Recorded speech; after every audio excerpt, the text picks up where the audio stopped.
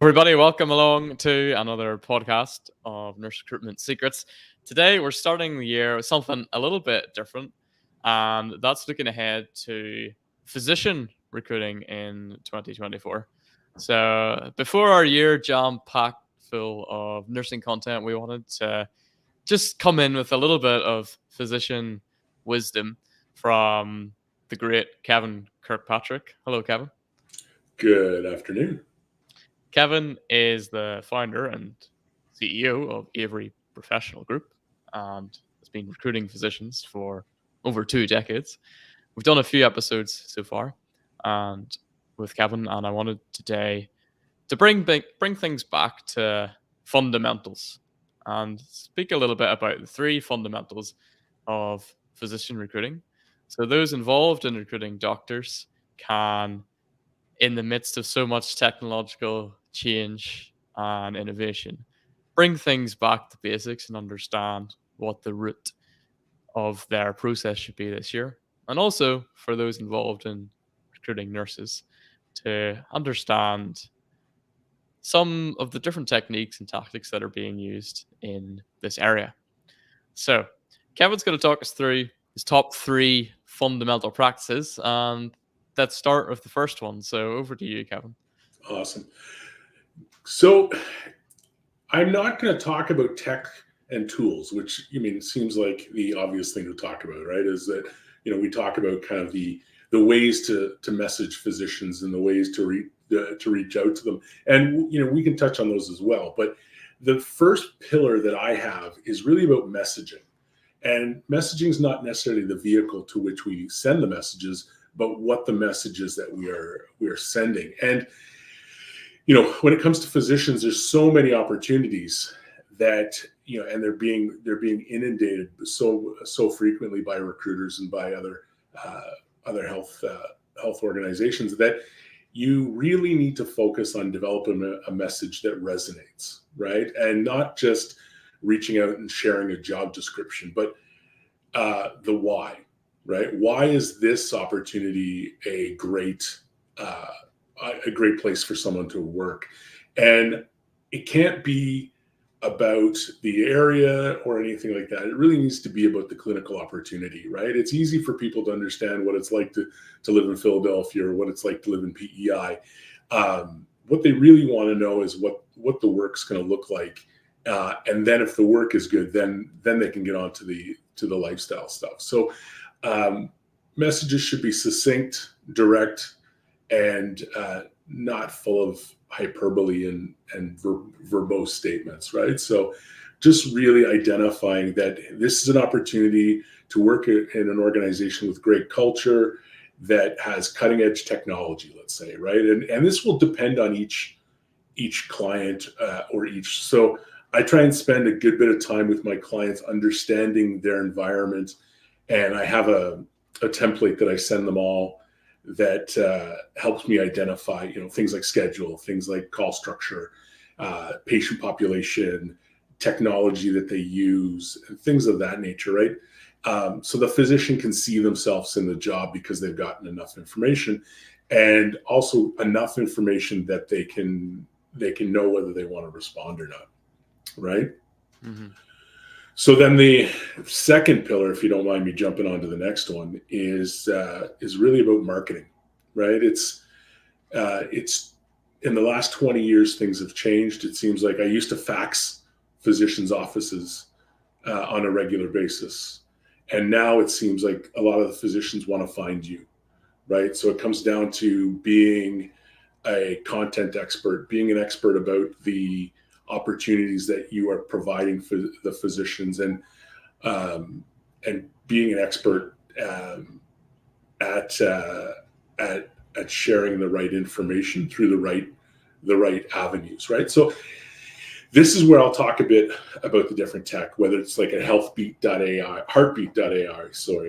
or Doximity, different large tools that allow you to create access and get contact information and post jobs and stuff like that, or it's going to Practice Match and working through them. I use a lot of LinkedIn, and I use contact tools and multi-messaging tools through LinkedIn and through, I use a tool called Sourcewell and Lucia to get contact information and then to send not repetitive, but repeat emails that, again, focus on strong messaging, right? And constantly adapting your messaging to make sure that it's resonating, right? So using those different tools, and their Practice Match does virtual career fairs that you can do too. There's a company called Profiles that actually has databases and lists of pre-screened physicians that you can utilize. So if you've got a really strong message, then you lay the marketing platforms to get that information to them. Mm. And then the third pillar is engagement. And this is the most important pillar because this is what takes you from a random physician's email, maybe their CV, to movement towards an actual placement and an actual component. And this is where you want to be able to answer questions from the physician and act like the expert, and that you understand the opportunity. And then you want to get physician to physician communication as quickly as possible. So prime example is I have a chief of staff that we're recruiting a chief of emerge for. My process is screen, qualify the physician, and then automatically set up a phone conversation. It's not an interview. It's legitimately a physician to physician phone conversation that allows them to provide the physician to physician expertise and the direct clinical knowledge so that you can further move the physician engagement. Then from there, you've hopefully built enough credibility with the candidate that they will agree to either send a resume if they haven't already, participate in an interview, participate in references, participate in a site visit if they're not in the same city, and then get to the point where you can have constructive back and forth negotiation for an offer, right? So again, it's really focusing initially and doing your homework at the start of the search so that you have all the information you need so that you can develop good messaging. The problem with LinkedIn automation and stuff like that is if we're sending canned, fake spam sounding messages, they're not going to work. So you're going to spend all this time setting up a 5-step drip campaign, and nobody's going to look at it because, again, the messaging is off. So I prefer to do messaging one by one. It takes a lot longer, but what I'm finding is that I'm actually getting more responses than I did when I tried to do things en masse. So messaging 30 physicians a day instead of 150 is actually producing more results because I'm not creating unnecessary wasted communication, right? So my 2024 resolution, as we call it, is to focus on direct, individual, focused communication with small groups of people or one person at a time to build that transparent and trusting relationship. I like how the three of these work together. So the personalized communication comes from understanding the why of the organization and then the why of that person. Yeah. So for example, in our physician division, if we're targeting people in California, we don't, for a position in the Pacific Northwest, we don't say the same thing to them as we would someone in Portland, for example. We would be talking to them about why they might want to leave California. But for the person in Portland, it's more about the benefits of the organization. So I think it's good that there's like a triangle here that intersects with itself. Well, and when I look at creating that, in preface for this conversation, I tried to put it down in a logical thought process, right?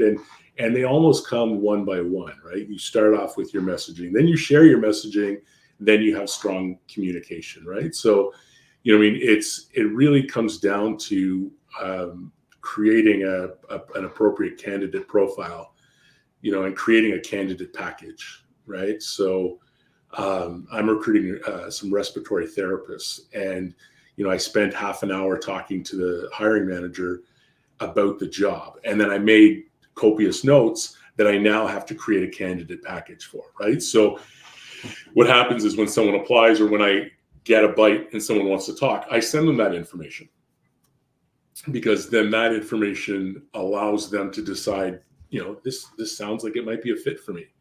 Then I have a conversation with them, because at that point, because they know they've gotten enough information, A, I seem credible, B, they can determine if they're interested in spending the time to talk to me. And then when they do talk to me, I can talk to the detail of the job that allows them to feel like they're each step of the way, they're getting a bit more, right? So we're bringing them along in increments. And then the next thing is they talk to the organization's, medical leadership, and they get even more, right? So by the time that they get to the point where they have an interview, they're already somewhat familiar with the organization because of the multiple interactions. So then your interview is going to be higher quality, because they're not answering questions from a position of not understanding the organization, right? And then what happens is they're just building momentum towards, wanting that position, right? And creating you're building a relationship, right? So, that everybody in that process is a trusted resource to that physician, so that when it comes time to decide, they can say, you know what, this is the right thing for me. Or unfortunately, they can say this is the wrong thing for me. But the flip side for me in that process as the recruiter is that by going to that point and having that discovery process with the physician, I will be better suited to see where else they might go, right? Because I've had a conversation and I've learned about this physician, I can then proactively market them to other clients, because I can call that client and say, hey, listen, I have this physician. They really want to use the Da Vinci robot, right? Do you, and they're a urologist. Do you have a Da Vinci in your urology group? And, do you do this? Do you do that? And then all of a sudden you're not just pitching, you're having a conversation, and the quality of the conversation increases the relationship, and you're viewed as an expert more. Right. I love that. And I think that also is the case in nursing, other healthcare positions, and it's a real recruiting fundamental. Well, and it is like regardless of, I've had the luxury of working for 3 hospitals directly and recruiting everything in the building. And, it is the same. It is a process where, the more you can share with the candidates or with potential candidates about the role, the better the response rate, right? I'd rather 5 really great engaged conversations than 50 likes, right? Because, a like is a vanity metric, right? It's like, and I find, like, the prime example is I was sharing information on LinkedIn the other day about one region, and somebody commented on it, and then we started a conversation, and now that individual's interviewing in that region because they were engaged by the content, engaged by the messaging for that region, that it turned into a lure for them, right? So yeah. I think, and often, what I've found, and sorry, I'm talking a lot, but often I've found is preparation reduces the amount of unnecessary work and ensures that you have a much better relationship with your clients and your candidates, right? Mm-hmm.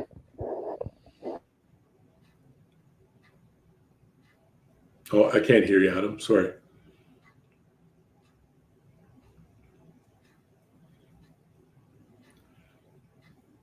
I bored him into silence, guys.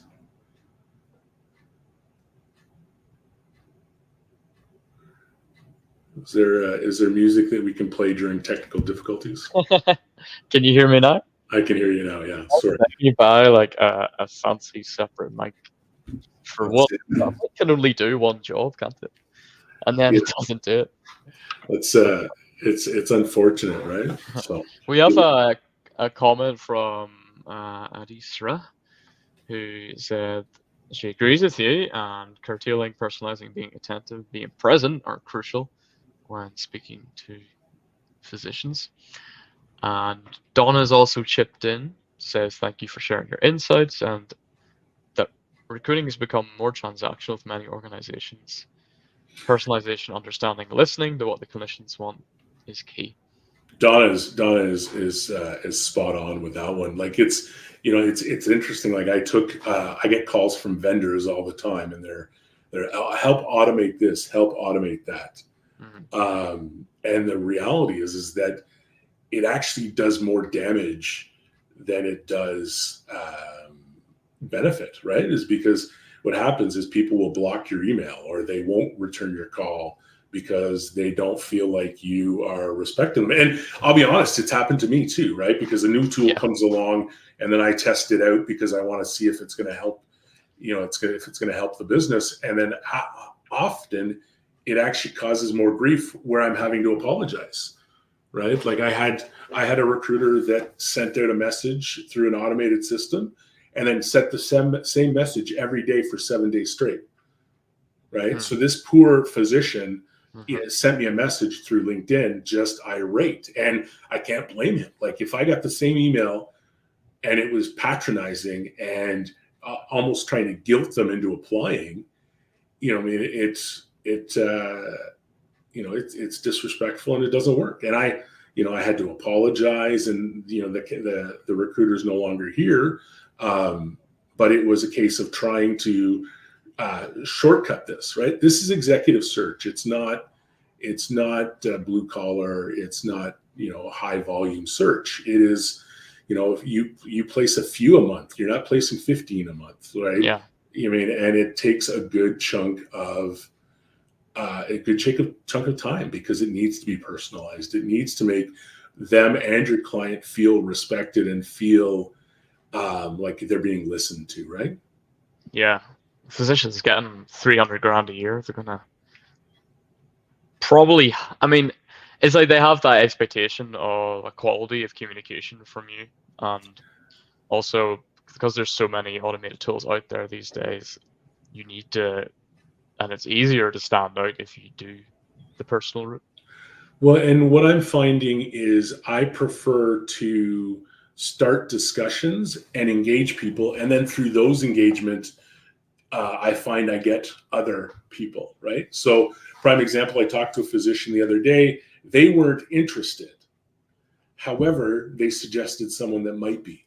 So that created a phone call, right? And it created a warm phone call. It wasn't me calling somebody randomly because I found their name on a state registry, right? So it creates a quality of communication that in turn allows for a better exchange, right? And I talk to, I try and see who else they know, right? And that is often where we get candidates and we get a leg up because that physician knows that physician and understands that they would be a good fit. So I'm not reaching out to someone hoping that they, that they're an OB-GYN and does infertility, right? They will say, oh, you need to talk to Dr. Jones because he's an in vitro gynecologist, right? So, it's about having better conversations that lead to more conversations, but still maintaining the quality of the conversations, right? If anybody has any questions, feel free to drop them in the chat. I know from my personal experience, we started our agency 4 years ago and did a lot of that automated en masse outreach. And it worked during COVID. Everyone was desperate for staff and there wasn't as big of a proliferation of automated tools since then. But now I've found when demand is lower and supply is higher, as in physicians, there's reverse that. The demand for physicians is much higher than supply. Then people have the luxury of choice to ignore things, block communications, report as spam, and we've seen kind of a fall in the effectiveness of this, which in some ways is a good thing because the personal outreach stands out more. And if you've been doing that for a while, if you know how to do it, then you're actually rising up the scale in your attractiveness. So really feeding into all three. Yeah, and even though in some cases they're actually employees, physicians by nature are more used to being self-directed, right? Like they run their own clinic, or they're in charge of an inpatient unit. So you can't recruit them the same way you recruit all employees, right? So because they're not used to that process. It's a different ball game, right? And it's not a better or worse. It's just I found that's just the way they want to communicate. That and you can apply it to almost any discipline, anyways, and it's just going to elevate you as a professional, right? If I give a nurse, the shifts and the schedule that it's going to be 7 on 7 off, or and this is all of the information, and they've got Baxter pumps and they've got this, then what happens is they're better prepared and stuff like that. Do you necessarily need to do that? No, because most nurses know what they're applying to or what they're reaching out about, so you don't need to dive into it. But I would say that if you do, you're just going to elevate yourself, and nurses know nurses, and you'll build a bigger bigger referral pipeline than anything else, right? So relationships are key, right? Yeah, I think that's a great point to close on, and Awesome. that feeds into all three of your fundamentals. So thank you very much, Kevin. It's great to have you on again talking about physician recruiting. Where can people find you if they would like to get in touch? The easiest thing you can do is find me on LinkedIn. It's Kevin Kirkpatrick. The company's Avery Professional Group. You can also email me if you want. My email is kevin@averyprofessionalgroup.com. I share a lot of information on LinkedIn because I've realized the value of sharing information as well as just reaching out to people. So I'm always happy to talk. One of the things I have been doing lately is working with organizations to improve their recruitment process and consulting with them around creating a process that's more effective. So there's a lot of stuff to talk about, and it's a lot of fun. So I'm around. Great. Thank you so much, Kevin. All right, thank you to our questioners and for you to listening. If you want to catch more content, subscribe to the Nurse Recruitment Secrets podcast. Until next time, goodbye. Take care.